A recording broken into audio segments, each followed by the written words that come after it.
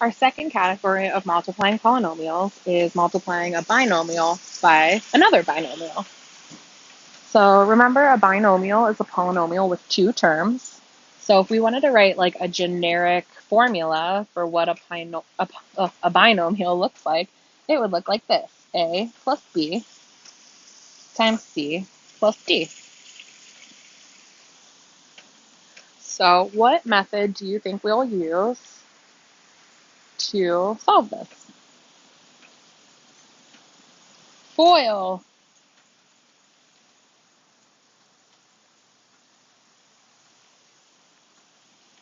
What do the letters in FOIL stand for?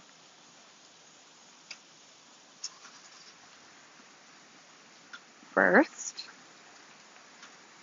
outside, inside, last.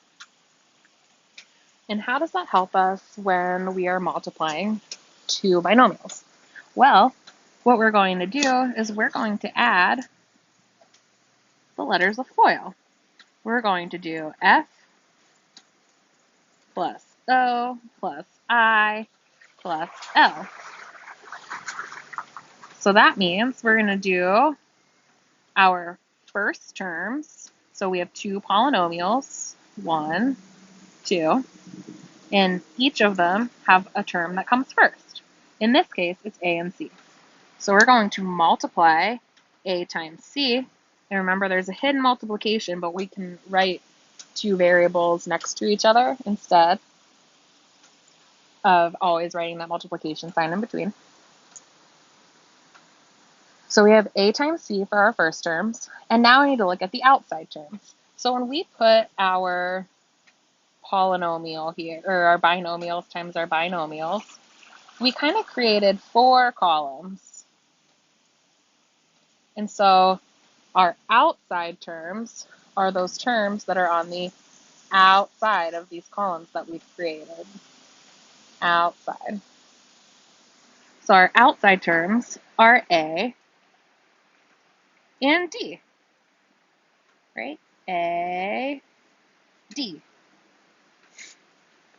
So the same can be said for our inside terms. What would our inside terms be? Right, B and C. And finally, our last terms. So in each polynomial, there's a term that comes last. What one is it? B and D. So B times D. So that's how you multiply binomials. Let's do a quick example. So our example is 5x squared plus 3x times 2x cubed minus 7x squared. Okay, so the first thing I'm going to do, like I keep saying, I'm going to add a line, change a sign, because I do not want to deal with subtraction. I only want to deal with addition. It's so much easier for me. So now we have to do FOIL, and actually, because I'm a pretty visual person, like I had mentioned before, I am going to write out my letters. So my first terms in each binomial, I have 5x squared times 2x cubed. And I'm going to add, so my outer terms, what are my outer terms here? Right, so 5x squared times negative 7x squared. Adding again, my inner terms, 3x times 2x cubed. And finally, my last terms, 3x and negative 7x squared.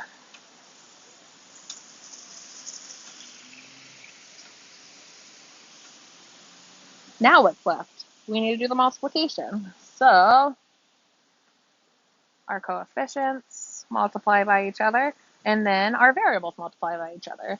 So x squared times x cubed, x to the 5th, plus negative 35 x to the fourth. And how did I get that negative? Do you remember our friend Just David? Right, so I had a positive and I had a negative. So I came out with a negative plus 6x to the fourth plus negative 21x cubed.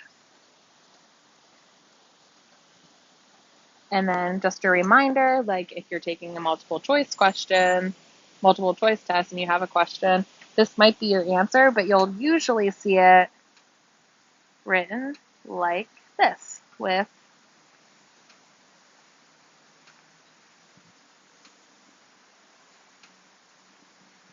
subtraction.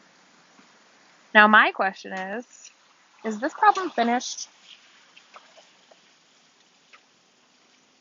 Right, we have to combine our like terms. Here they are. Right, we have an x to the fourth and an x to the fourth.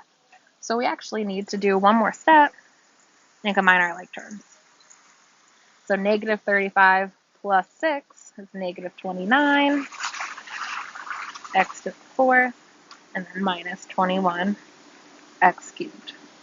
And that gives us our final answer.